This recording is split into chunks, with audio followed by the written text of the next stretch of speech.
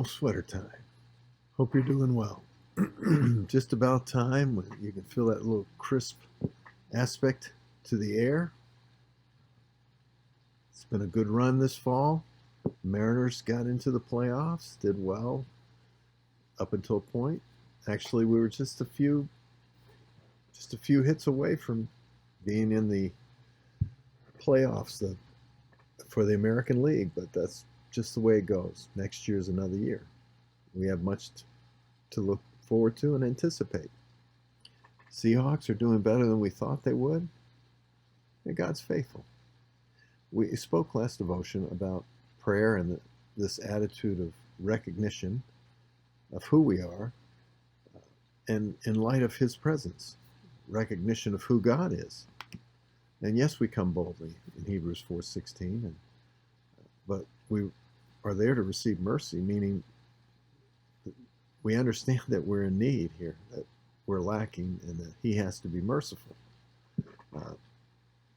This is why I think so often in the Scriptures, especially in the New Testament, when the Apostle Paul speaks of prayer, for example, in Philippians 4:6, you'll see this as a recurring theme in Colossians chapter 4 and verse 2. He says that you make your requests known to God with thanksgiving. In Colossians 4:2, it says, dedicate yourself to prayer, but with an attitude of thanksgiving.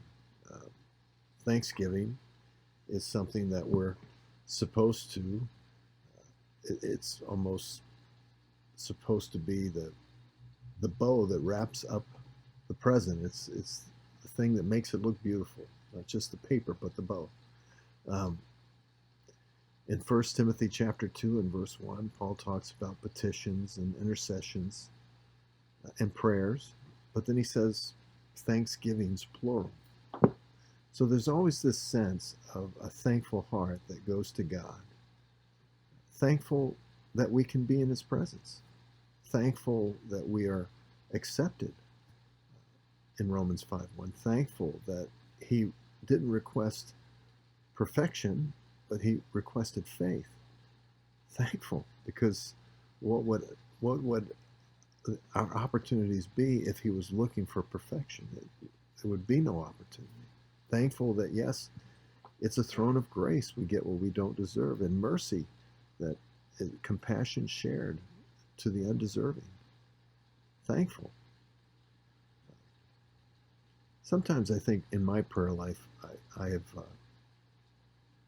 and I think probably we've all done this, where in those areas that haven't been answered, it's easy at times to be frustrated with God. And that always comes from a place in our heart of deserving. We feel like we've been slighted, or it hasn't been fair. God is not equitable in the way that He treats us.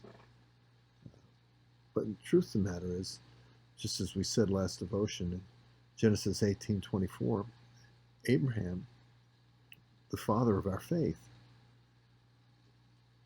an imperfect person like all of us, who acted in faith and was blessed based upon a faith endeavor. He noted that he was but dust and ashes when he was asking of God, interceding for the people of Sodom, specifically, if no one else, his nephew and family. Well, all of us, when we come to God, especially in those areas that the answer hasn't been given, and God has said wait, or He just hasn't seemed to give us any indication. Thankfulness comes from a heart of recognition of the fact that we are, whether we get a response or not, we are heard, that we have access into His throne room, that He does hear us, that He knows us and He knows our needs, and He understands the complexities of our life, and He has a plan, a providential plan, I might add, that's greater than our understanding. And if we do that, I think it'll mean a lot. kind of uncomplicates the prayer life. Just simply being thankful. With everything going on in our world today, in our government, all around us, certainly the injustice that we see in so many areas on so many levels. Thankfulness. Thankfulness.